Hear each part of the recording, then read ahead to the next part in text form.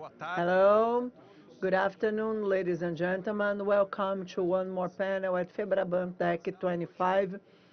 A gente vai falar pouquinho. Now let's talk a little bit about the use of GenAI. For a little more than a year, GenAI was only a pilot with some internal applications in financial institutions. Instituições financeiras. Today, 8 out of 10 financial institutions have GenAI in some aspects of their operations. Com isso, alguns ganhos. With that, they bring some measurable gains of more than 2 digits. Institutions bring in application to their operations see more than 11% in productivity gains in their simple use. But less than half of the banks today have a centralized governance infrastructure to deal with AI. It is still under construction with a lot yet to come. But what is the reality of GenAI? The Brazilian banks, are they using it to the fullest, or do they have space to grow? Well, to talk about it and bring a very rich debate here, I'll invite to the stage Alexandre Montoro from Boston Consulting Group. Convido também Also, Domingos Monteiro, CEO of Neurotech.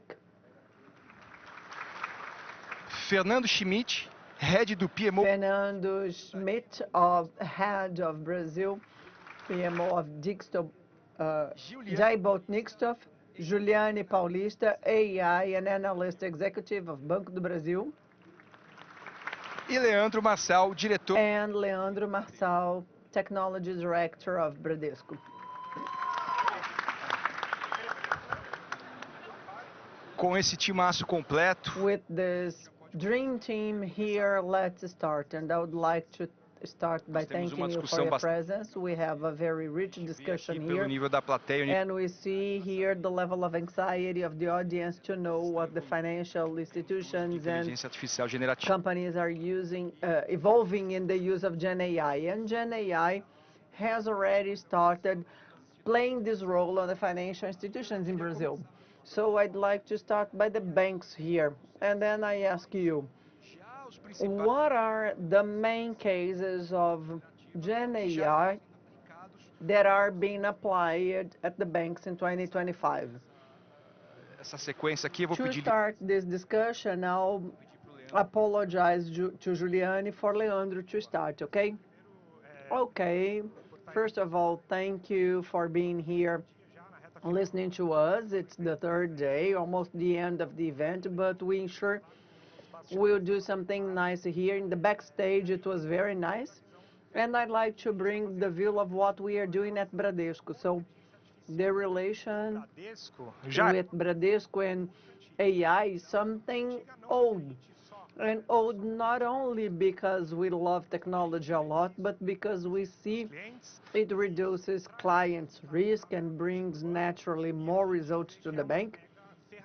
And we see it's a powerful working tool. So when we think about credits and charges, we do that, and we've been doing for a while. Well, probably you've heard about BIA, Bradesco Artificial Intelligence. She will be 10 years next year, so she's old. And when we go to GenAI, we're not behind as well. We are running a series of experiments, and as many of you saw, we are running very strong experiments in customer service. And BIA is an internal tool that started with AI, and we evolved the bar to consume GenAI. And BIA now works with all our managers and many people in our organization, but she always works with clients for picks. If you want, you can call it for that. So it evolved in all senses. Having that said, it's nice to say that it's nice and the agency is running this way since last year, but we want more.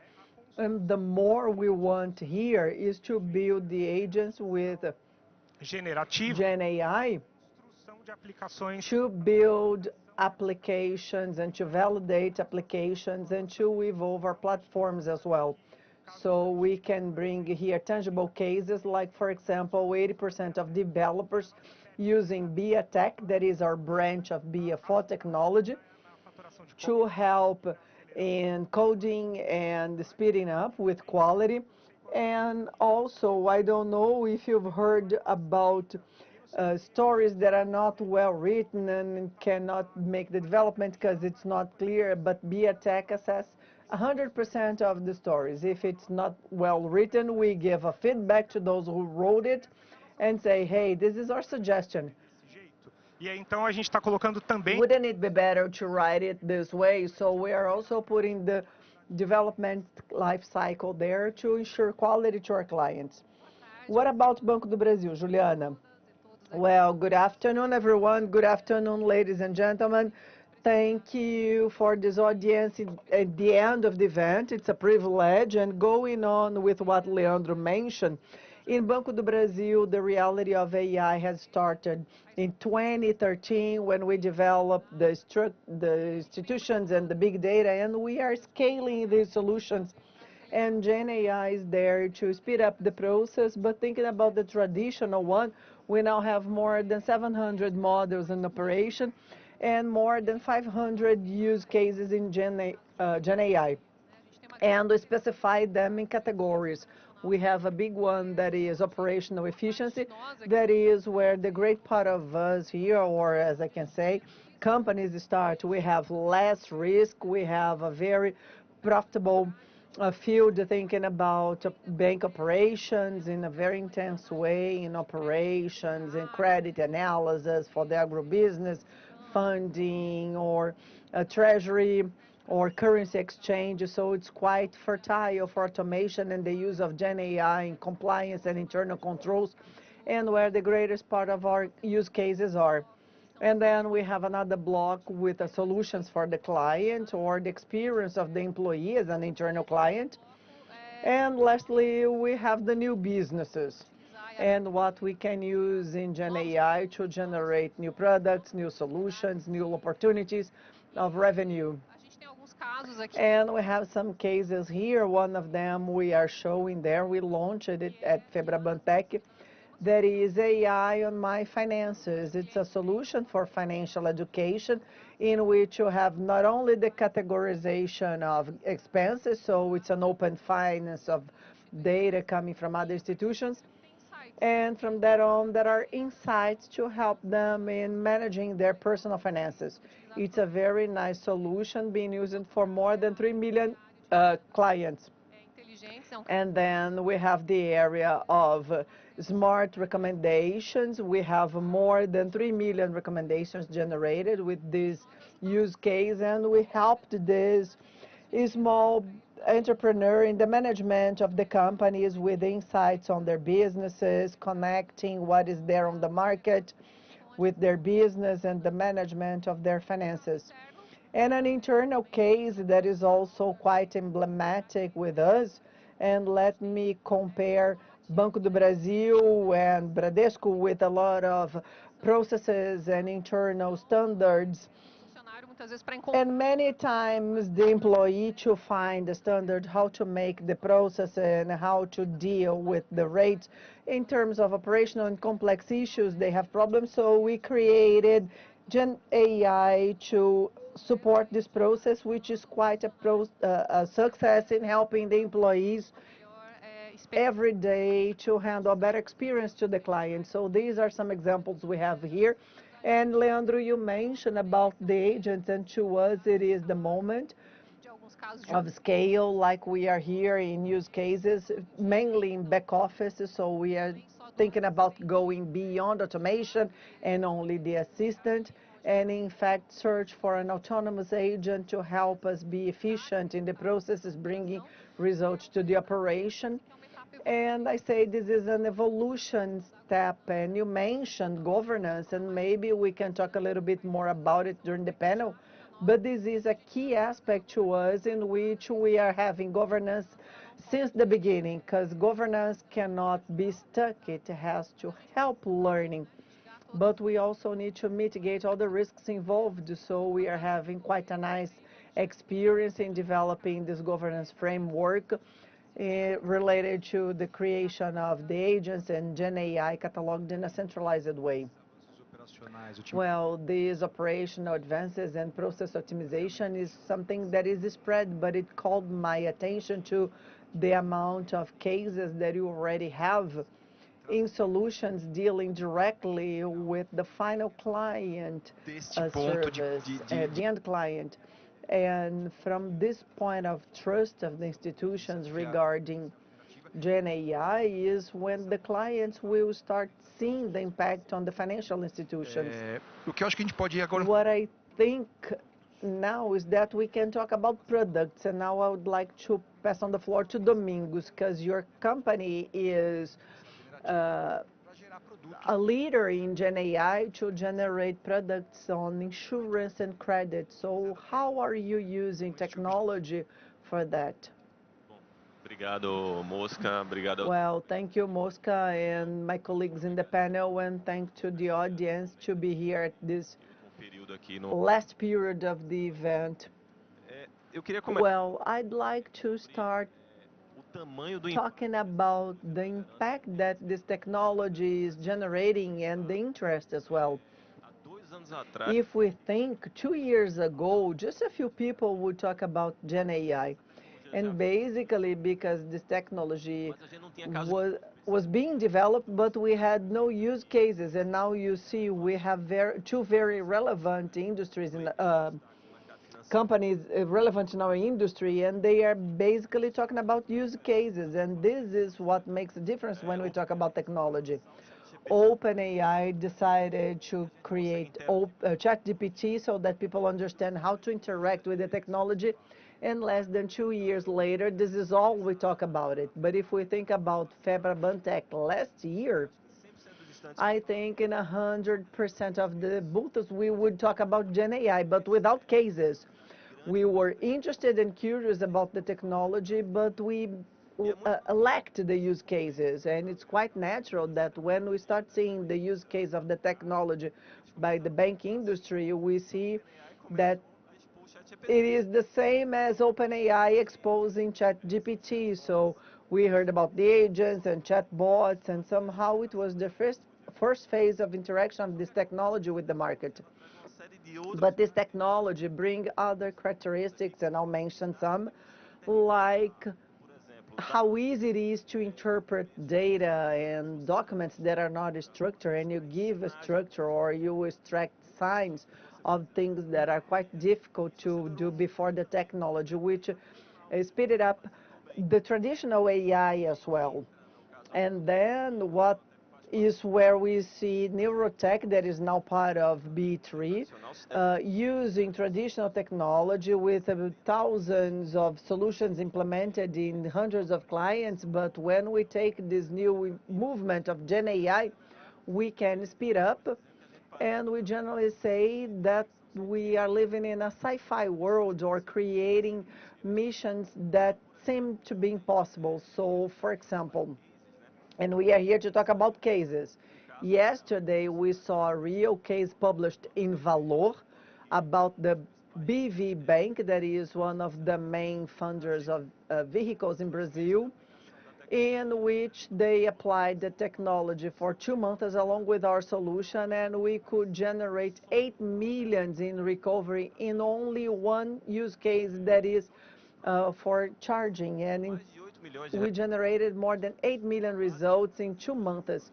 So despite being 2 months of project, it was 1 month of operation. So one use case in one financial institution and one application with this technology. And by the way, it's not only the technology. I have to make it clear that technology is the basis, but then this technology will be basically be the enabler. We need the proficiency in using the technology, but on its own, it won't solve the problem. I mean, we need to understand how to use the technology or which data we can use to make a difference with this technology to have such an impacting result, like in this use case here of BV.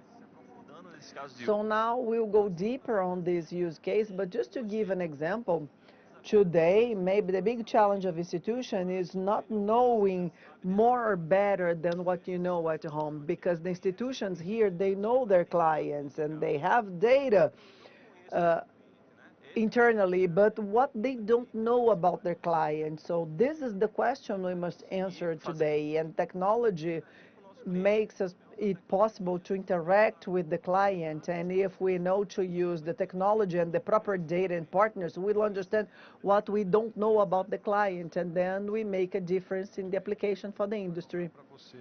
Aqui então, Alexandre. Okay, now for you, Alexandre. As we were discussing before about AI as an enabler. Mas na verdade a gente está falando. In fact, we were talking about the technology of AI becoming a commodity in the future. Models will evolve so much that in fact the difference will be in the speed and the way of adoption in the business. And if you get there first, you learn first, and this is the point of the process. So I'd like to now pass on the floor to Fernando to know about the tangible applications Em serviços bancários, na opinião in da. bank services according to your company's point of view. Well, hello everyone. I'd like to thank FEBRABAN for the invitation. It's very nice to be in such a nice event, and every year it's better. I would like to greet my colleagues in the panel. It's nice to share the stage with the leaders in this transformation. And in fact, it's as Domingo said, well, the market mainly for AI is evolving in a fast pace and in a destroyable way, so there is no space not to embarking on that. So there are so many applications that sometimes it's difficult to decide what to put into practice. This is the first challenge of the market. Now, exclusively about banks, what brings a big gain is the virtual assistants, mainly regarding customer services, because I guess today nobody can imagine themselves anymore calling a call center. Nobody wants that, and nobody wants to use WhatsApp to talk with a bot via script, like select option 1 or 2. So we have here a big opportunity for virtual assistants, even because of the base of knowledge that the banks have to bring a more humanized service. And I can see that growing, especially in terms of customer service, because in this sense, AI can humanize the service in a natural language. It's strict to the point. It's available 24/7. And then it can deliver a quality service because they have a huge base of services. So we have a big gain in the productive aspect and in client satisfaction. Another application that is nice is regarding fraud prevention. With digitalization today, and in fact with the increase in the mobile bank channels and digital in general, we have many invasions and attempts of fraud and so on. So in this sense, for the standard analysis, GenAI does that very well. So analyze transactions, values, locations, this amount of information that it brings in real time generates a lot of results, and even Max applying the technique reduced 30% of the frauds in credit cards. In JP Morgan, 14% reduction of fraud. So it really generates a direct benefit in reducing frauds. And lastly, what I see that brings a lot of benefits is that banks today, to analyze legal documents, it's crazy the amount of documents banks analyze. Not only legal documents, but contracts and so on and on. So GenAI, in this sense, is working quite well. It delivers quite well. When in a JP Morgan study of applicability of the techniques, they reduced 300,000 hours of document analysis, so it's quite expressive. In the case of Gboard, for virtual assistants, we have a solution, and it's very interesting because we give access to the manager of the bank agency. So if you have an ATM that is free there, They access Dani via WhatsApp and tell everything that is happening there, show all the evidence, and in natural language, Dani, the virtual assistant, suggests what to do without assessing a technician with this curve of work, and the machine is available at the bank, and we saw in the pilot that we ran a reduction of 40% in availability, only with this interaction between the manager and the virtual assistant. So we had a lot of results. So that's it. Okay. Então eu vou estender exatamente essa mesma pergunta e você com essa visão. To you, and you have this strategic vision which goes beyond the financial sector. How has the Boston Consulting Group seen the difference that GenAI has made to the country's financial sector? Good afternoon. Thank you for this invitation. It's a great pleasure to be here sharing this stage with our panel members. About use cases, nobody will deny that GenAI is no longer just an experiment. It's just not a bet. It's a reality. And I will go beyond. In my point of view, it is the engine for the next transformation of the bank sector.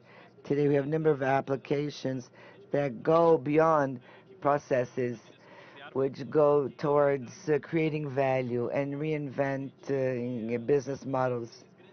I would split the use case into three big waves. The first wave was focused on optimizing processes, efficiency gains, productivity gains through the automation of daily tasks, automation of processes that require manual processing, so document analysis, for example. That was the first wave. The second wave is the wave that we're going through right now.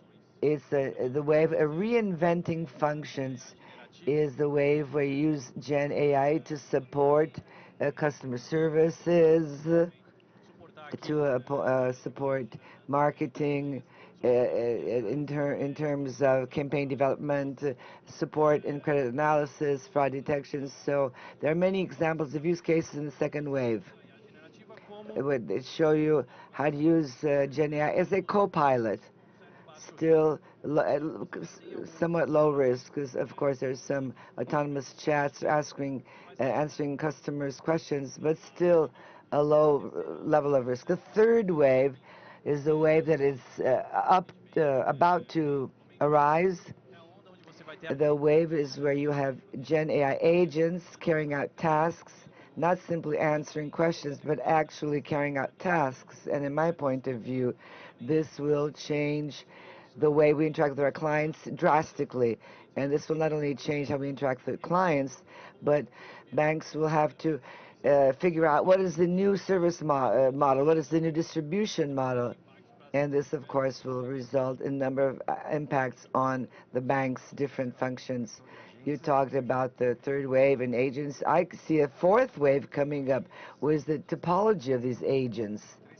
About 3 months ago, we went to Bay Area in California with a group from banks, and this is a clear trend in all the tech companies. All these tech companies are structuring so that they have management agents and other kinds of agents, and that each agent carrying out that specific task with coordinating agents that will coordinate, criticize, evaluate. So this is a future that is coming up very quickly. And when we think of impact, we talked about the operational processes, we talked about the views of the clients and how we're going to deal with this context of evolution, but we focus strongly on technology and the speed that this can, with which this can help financial institutions move forward. And we also see solutions with that aggregated to developers, as exemplified by a solution presented by Amazon at the cost of $19. The promise was the developer would have the capacity of taking action as if 1,500 developers were acting. This is not my number. This is something that everybody knows about. So this is level of efficiency gains that we can do. These are promises which have not been delivered yet, but can become a reality in a very near future. Looking in-house, and we know that AI has this capacity of having a profound effect on the way professionals work, on the way the functions that are distributed at the institutions. So it is a main effect that this AI will bring, and how institutions getting ready to deal with these changes. So I would like to start with you, Ju. As implicações, acho que elas são bem amplas. Well, there are broad implications. We are facing this crucial point of inflection, and when we look backwards, A quarta revolução industrial, né? when the book on the Fourth Industrial Revolution was written, Ali, né? there was a forecast of how this evolution, of what kind of an impact this evolution would create. So I think we're already about to see the fourth wave of this revolution. So there will be a huge change in the way people work, and all the productive models will have to be rearranged. This is what we're going to go through once the agents really materialize. We have seen results, 30, 40% efficiency gains in terms of processes, but this is just the beginning. There are statistics that I always like to refer to of the World Economic Forum. The statistics say that 70% of the jobs will be affected by AI. This does not mean that this job will be extinguished or will die away. That's not the point. But work will be affected. We're already going through this. Our work has already changed. The way we look for information, the way we write a document, the way we interact with data, that has already changed. And all of these changes will keep growing moving forward. So the major reflection, first of all, is the changes on the way we work. We will have autonomous agents in our organizational chart. Isso também pode mudar. A gente passa a ter uma nova. And we have a new way of, a new organization way at our company. I, as a leader, will have to think on how to coordinate these agents, how to manage these agents. I will be responsible for the decision made by the agents. But I see this as something very positive because it's an evolution, innovation wave. And the second issue is the change the profile of the professional. The new professional will not only be connected with all of this, but this professional will be much more diverse, much broader knowledge base. This new professional will have a holistic view of the business. He will have the soft skills, the hard skills. So this information is based on the conclusions of the Global Economic Forum. These skills are not technical, they're behavioral skills, for example, analytical thinking, agility, leadership, negotiation skills.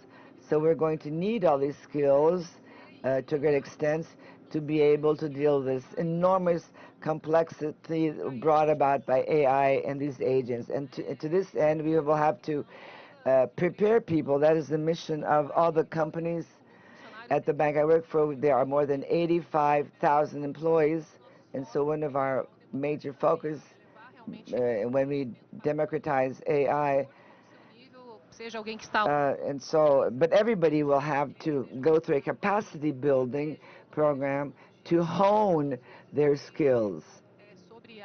And everybody will have to learn about AI and apply all these AI tools to their daily work. Quase 25.000 funcionários. Through our ABB Academy, we held a capacity building program and reached out to thousands of employees. So people are getting more and more interested in AI. They want to learn more about AI. And this year, we're going to start working on a great focus on leadership. So we're launching a program called Digital Leader for approximately 2,000 leaders of our strategic layer to come on board in terms of this building of and honing of new skills. A cultura, a gente não consegue se adaptar. So we have to, Então, essa So unless we change this culture, unless we adapt ourselves, we will not be able to achieve the desired results. So we also have to define exactly what do we want with AI. Everybody's chasing after AI, not to miss the timing, but there's a step which is, what do I want this AI for? What kind of problem will my AI solve? We know that AI is not good for everything, cabe à and liderança ter uma and it is up to the leadership to have a critical view of this entire process, and that's why it's so important to have these leaders go through capacity building program. So these capacity building programs are different than the ones that we are accustomed to, whether HR is programmed to deal with something that will be implemented 5 months from now. There's no more time to do so. Capacity building has to now be faster, and has to be something continuous. So this is the big challenge. So how are you dealing with this challenge at Bradesco? Well, at Bradesco, we're looking at this very carefully, because Bradesco is going through a gigantic transformation. And this is a transformation which is not a tech transformation. It's the entire bank from top to bottom that is going through this transformation. So we're also dealing with agents and GenAI for the entire bank. Okay. Okay, can I tell you that everybody at the bank knows everything about GenAI? So I can say that not, but we're getting there. I told you about the bridge. We got on the GenAI ship, but now we're building up the agents. We're using multi-agents to work on reverse engineering. So we have a PO, who's this small agent. We have another agent called Agilista. We have a tech lead. We have an architect. And we have a number of developers. So we build up this virtual squad to conduct experiments during this third wave. And we're conducting these experiments. So all of this is happening. In reverse engineering, we gained 60-70% in terms of development. The percentage was a bit lower. So always have to reiterate everything that's produced. But the good news here is that at the bank, we'll look at how we use this new capacity, this new skill, but to speed up this transformation throughout the entire bank. Education is still a very strong point. Technology education is still a very strong point. But we talk to the people who work with retail banking. We talk to the people who work with the branches and so on. So we have to explain to our employees what multi-agents are all about. And this is something very positive. How do I see this? Thinking of what we're living right now. I see this as a new wave which focuses on new ways of working. It's a new way of thinking. But more than this, with thinking realistically, I see this as, until 2 years ago, nobody had even heard of a prompt engineer, right? There was no such thing. And we learned, nowadays we say, what do you mean, you don't know what a cloud is? Como vivíamos sem isso? Yes, how good did we live without, cloud? Yeah, how did we live without clouds? Exactly. And now this new buzzword has come up, the prompt engineer. So that's, as I said, this is a wave that is, so the third wave encompasses the multi-agents and riding this wave, which is in a transformative environment, as is the case of Bradesco. This will drive forward the results that we are looking for. And of course, it's not the last wave by far. Many more waves will come up. Domingos, the institutions are evolving. They're getting ready. Já de haver uma squad digital. And you've told me there's a digital squad that is in place. And you said you mentioned this percentage of reverse engineering, 60-70% used as catalyst agents of the use of this technology in the market. What is important for companies nowadays in terms of getting ready to absorb this AI technology? Should companies prepare themselves? Well, AI is very interesting, and I will go back to what everybody has said here. Começou aqui com a provocação do Montoro e terminou passando por todas as discussões. É que a gente entende. We understand that the speed with which transformation is occurring, it seems that transformation is picking up speed more and more. E aí, para não deixar todo mundo. And not to scare everyone, enfim, tem tanta. There's so much happening that the capacity that we have of keeping updated as regards to everything that is happening is almost impossible. The human being is able to lead with 5 or 6 variables simultaneously when we talk about this revolution. And like someone said, this week 2 new AIs were launched just this week, so it's impossible to keep updated all the time and control everything that is happening. So I'm going to try to give you a more structured vision of how those are happening to act as the catalyst stage of this process. I can tell you the following. The first thing, there's a thing called megatrend, and this megatrend was cloud in the past, as was big data, as was traditional AI. Now GenAI is the big trend. There's one more, all of this is one more megatrend, and this might transform itself into something else. So those of you who are professionals in this field and are trying to understand and deal with this, you put this in a framework which basically is based on 3 main transformations. The first big transformation is the era of technology, which we're talking about right now. This technology will become a commodity sooner or later, and everybody will have to know how to use this technology. I'll give an example to make things clear. Some time ago, we talked about NASA technology, which is something not accessible to the normal human being. We never knew what NASA did to send a spaceship to space. NASA sends spaceships, rocket ships up to space with technology that's not NASA technology. And this rocket ship goes up space, comes back, goes back up again the next day. So this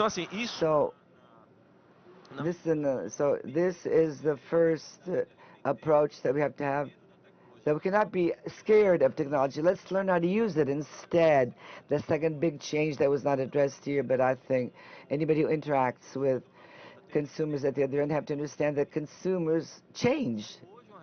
So there was an article in this respect saying that the Z generation does not need to know today is June 12th, or that is it's St. Valentine's Day, because the Gen Z doesn't even have time to go dating. So the people we're dealing with at the end are going through a huge transformation, and we have to understand this. And we have to use technology to benefit the consumer. That's it, right? That's the basic issue. We have to understand to what extent our clients are transforming themselves. For example, if you call an Uber, and Uber tells you you'll be there in 10 minutes, how many Uber drivers can cancel the call? Because we are demanding. Technology has made us into very demanding consumers or clients.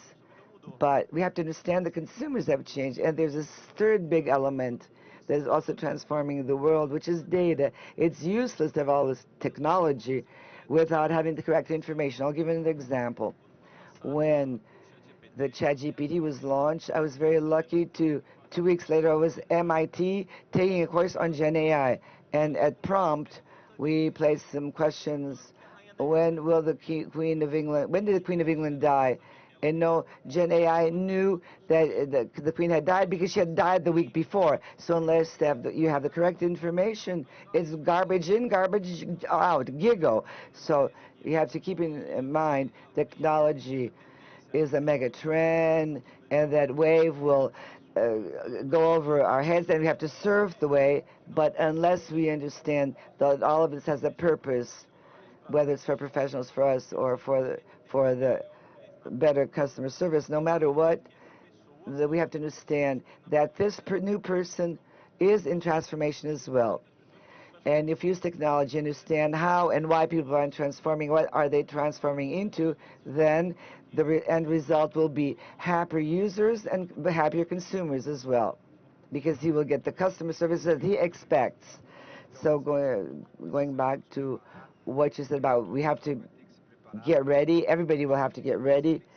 Who will be the winner in this whole battle? So what are the characteristics Quais são as características that uma BCG aqui, will aquelas que vão determinar determine who the winners will be in terms of applying Gen AI? Well, when we think of a new technology, we always tend to invest in technology by technology and forget to integrate technology within the business strategy. So BCG made a recent survey with big banks worldwide, and we identified that only 25% of banks were using GenAI to strengthen their competitive position. The vast majority, 75%, was using GenAI in silos, in experiment, concept tests with basic applications. So what we generally see is that to be successful, and in BCG we have a golden rule that is what we call the 10-20-70. So if we think about the impact of AI or Gen AI, 10% will come from algorithm, 20% from technology, and 70% from change management, and being able to integrate the new algorithm and technology in the processes and reinventing the operational model. Otherwise, it's not worth in having the best algorithm of data. I need to know how to use it. So when I look at companies that are in fact winning, they are proportionally investing in algorithm, technology, and managing changes. So they give priority to the use cases based on value and impact. So it doesn't matter trying to solve all problems with AI or Gen AI. Sometimes there are easier and faster solutions. They put AI and Gen AI in the center of technology and data, investing on the foundation so that they unblock the ROI that comes from AI. So they invest in creating governance for the responsible use of AI with clear rules and policies on how to develop AI and Gen AI solutions in a responsible way. They invest in training the talent. And they reinvent the operational model. They rethink the processes. They rethink the organization. So all these elements are important that we see as the standard of companies that are winning according to this Gen AI world.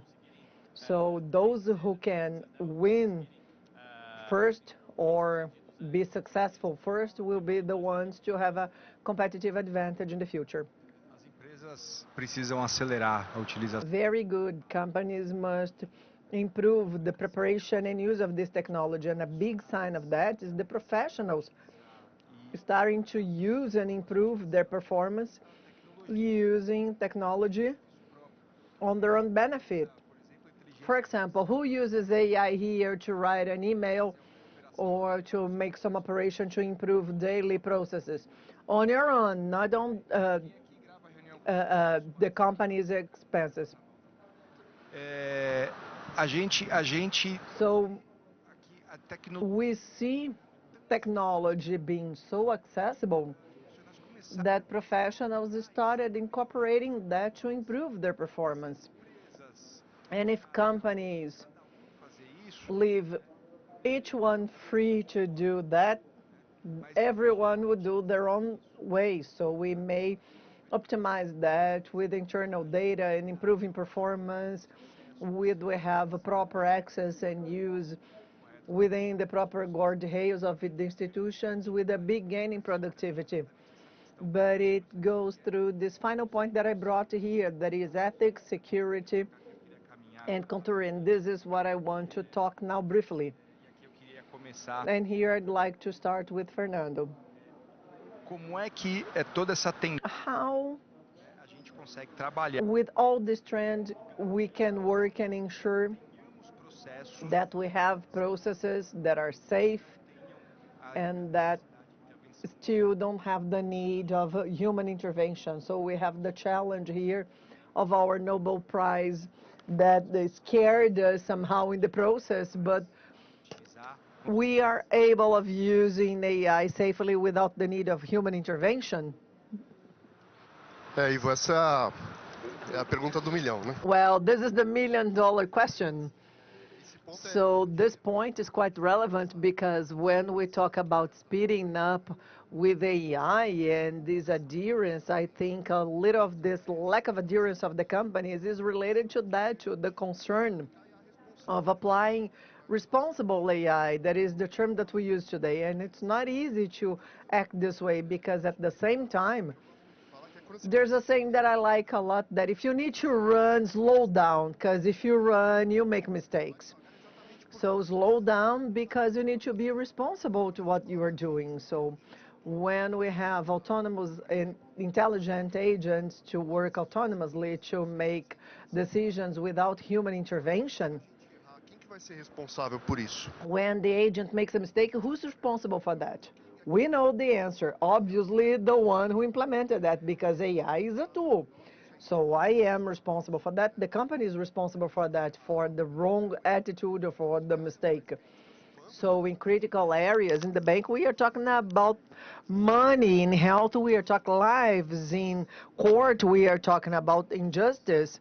So everything is quite sensitive and sensible. So we have three important pillars to assess.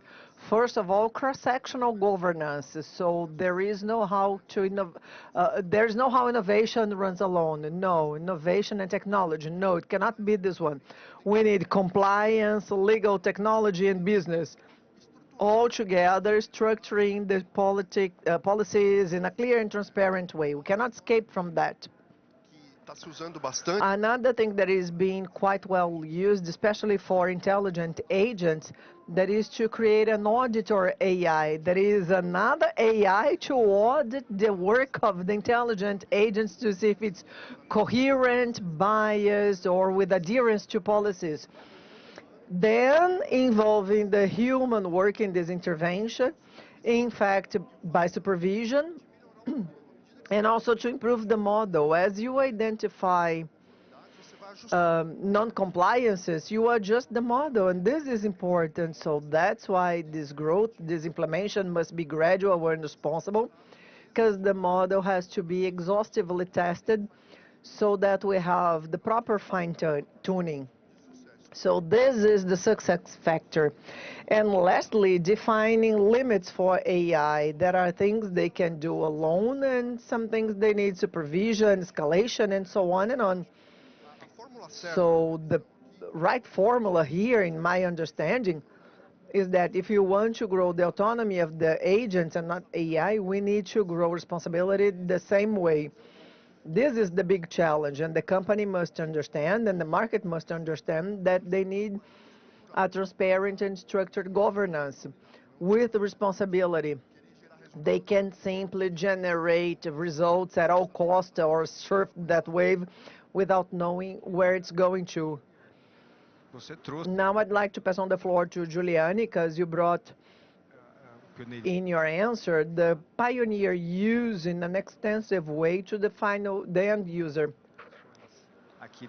You brought points in this sense, and how are you doing that to ensure comfort and safety and ensuring that you can leave it on and client will be well served?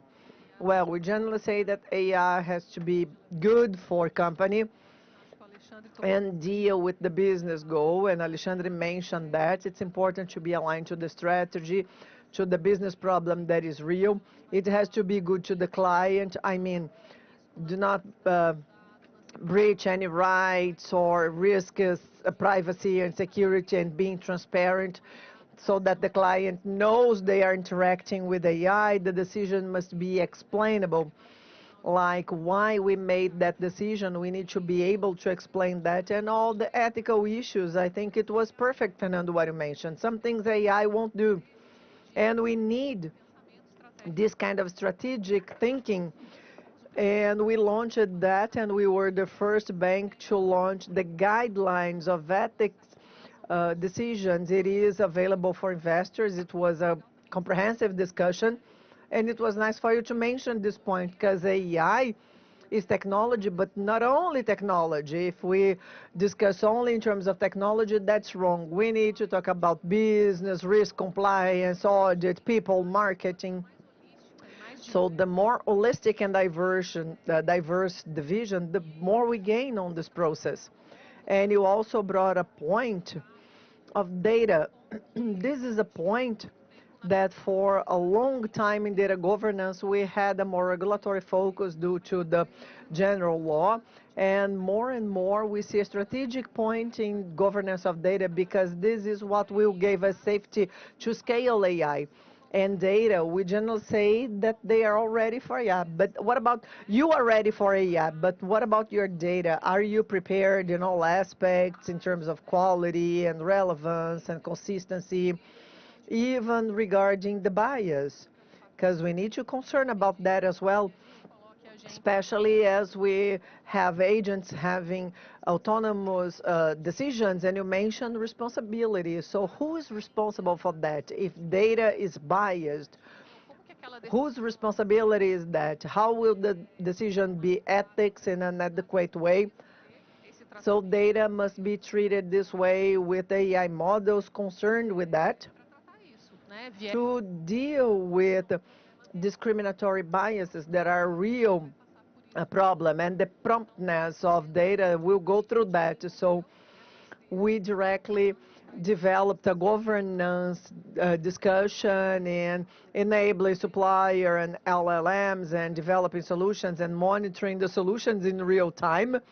So for example, in approving LLMs on the market as testing elements that are quite spread, we identified some of them being 70% disapproved in tests of vulnerability. So when we check toxic language, prejudice, racism, issues related to using jargon and so on. So as we know the vulnerabilities, it doesn't mean that we won't use these models, but we'll adopt the proper guardrails so that we can ensure the implementation of AI is safe to the bank. We say it's not plug and play, so we need to validate that to have security. So that's how we do. So all the management of this AI life cycle, mainly monitoring, goes through that, because generally we neglect post-operation monitoring because we are thrilled to putting that into operation.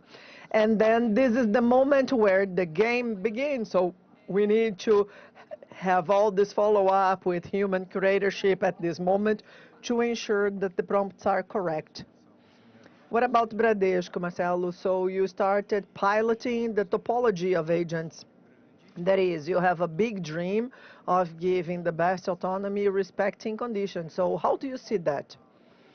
Well, the autonomy we give when we think about this case in the modernization of platform where we have a virtual score, and I call that it's the virtual spread, as you said, we give autonomy to creation considering what we define as the code to be read and the documentation to be defined with the current architecture. What are we inputting? What is the quality of the code input?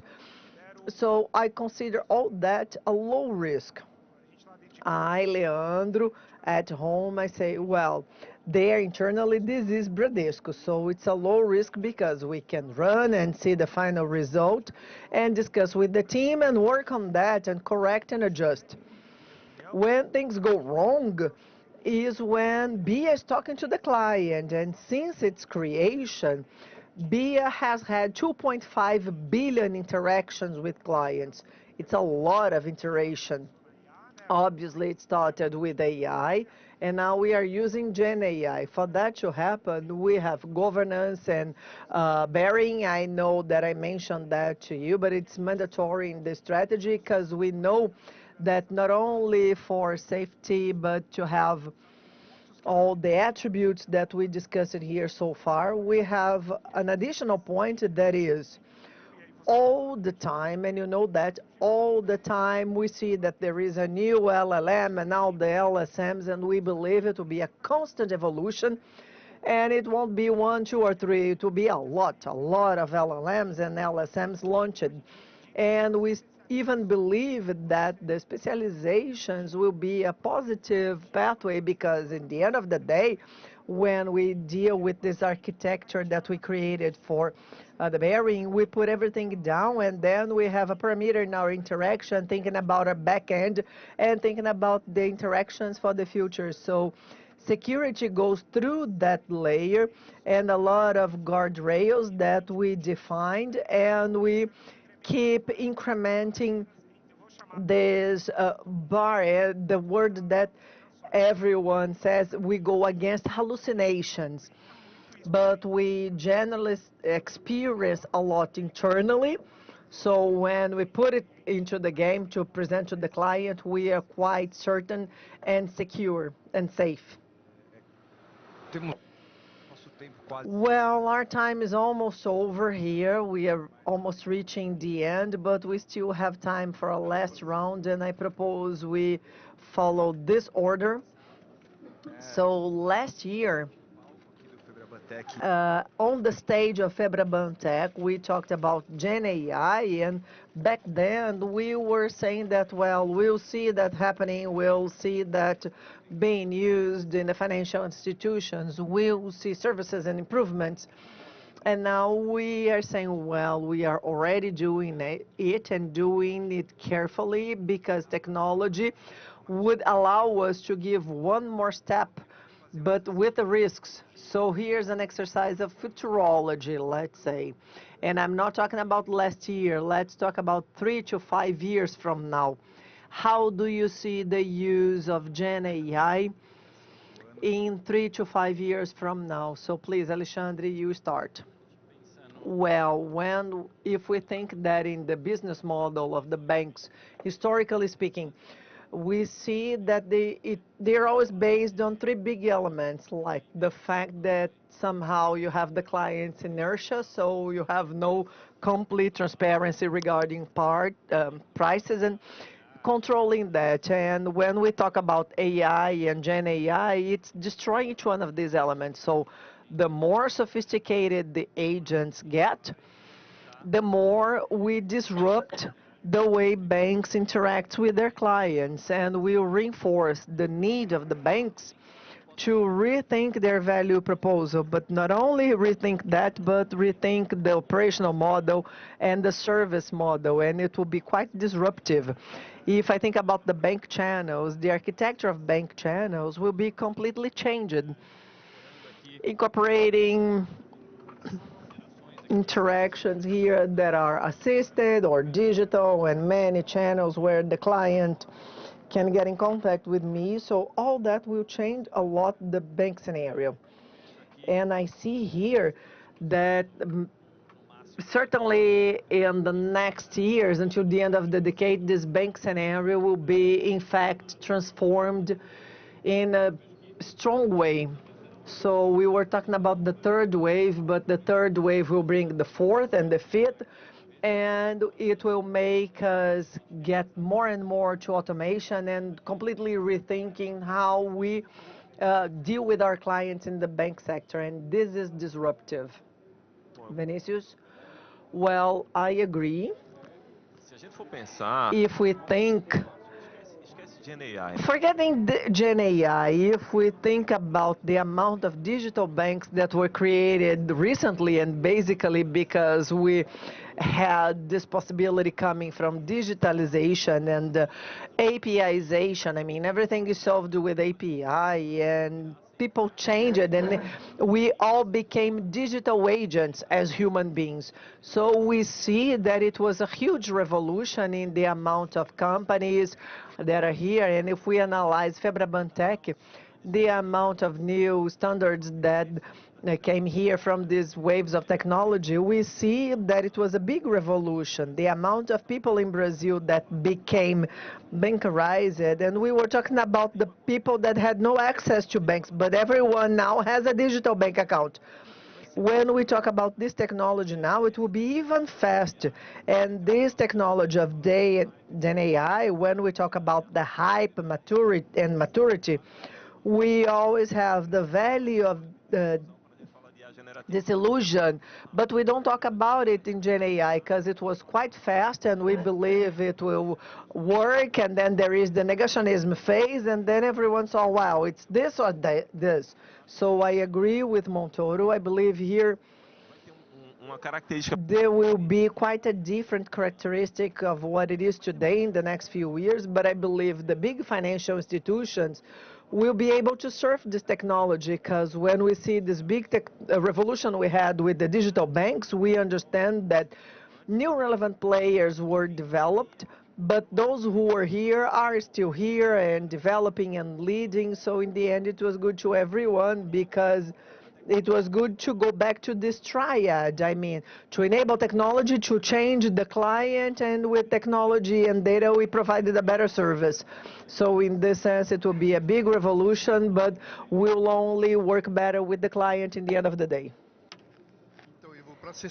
To be frank, it's a very difficult question, because there are people who ask me, well, how can you keep up with all this evolution of AI? And I say, I am not able to keep up. Those of you who work in this field, and we breathe this every day, we are unable to keep up with things. Well, what about, I would not be able to have this view of the future in the short term, much less in the long term. So these last few years are absolutely insane. So, we keep implementing and implementing and implementing, but for banks, AI has a huge potential for any sector. The hyper-personalization is something cool for the future, when we think that banks can be organisms that are adaptable. They can be contextualized, they can be personalized, they can really identify the profile of the client, the needs of the client, and banks can clarify any doubts. And so instead of offering products off the shelf, the bank will create solutions that will offer something totally personalized for the client. This, I think, has a huge potential, future potential. In terms of agents, I see agents optimizing portfolios, analyzing risk, working with credit policies, all of this, running the model autonomously. And I think this will be the future. Of course, we need ethical supervision. Limits have to be established, but banks will look very like AI. Banks will be intelligent, nice, and be adaptable. And that's an interesting point. The Gen AI allows you to do this. You're able to adapt better, easier, in an easier manner to the market, and I think the future will run along these lines. I don't want to be repetitive, but we are facing an enormous transformation, a very quick one, so it's speed, reach, and impact. But I will talk about. Gartner said that in 4 years, 80% of the solutions for clients will have been resolved by agents, and this is very feasible. And I also believe in the convergence of technologies. We see this more and more when you think of phantom and machine learning, when you think of immersive technologies. So this frontier between the digital and the physical will be increasingly lower. We'll see this more and more, and the agents will be part of our lives, not only on a personal level, but on an organizational level as well. And the agents will be connected with the entire aspects of the business. I am very realistic. I love to work, and I threw something into GPT, and GPT told me about a lot of stuff that we're already doing.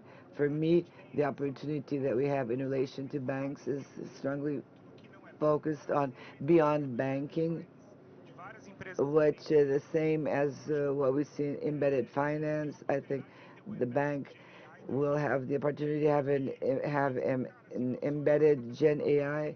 My dream is to, my dream is to tell Bia, I need to change my baby's diapers. Send me a package of diapers, and Bia will do so.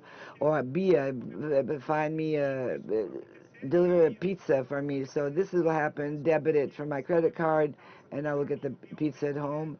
So Beyond Bank is an agent working for us, and we as people delivering results to our clients. So this predictability here, I have good news for you. From what we heard this year, we're going to see something similar happening this year. But thank you very much. I think we went beyond the time allocated to us, but thank you for waiting until the end of this session. Thanks again for clarifying everything. And yeah, it was great to hear your opinions and your points of view. Thank you for those of you who are online. Thank you for staying with us. So we're going to go into the last panels and have a great rest of the week.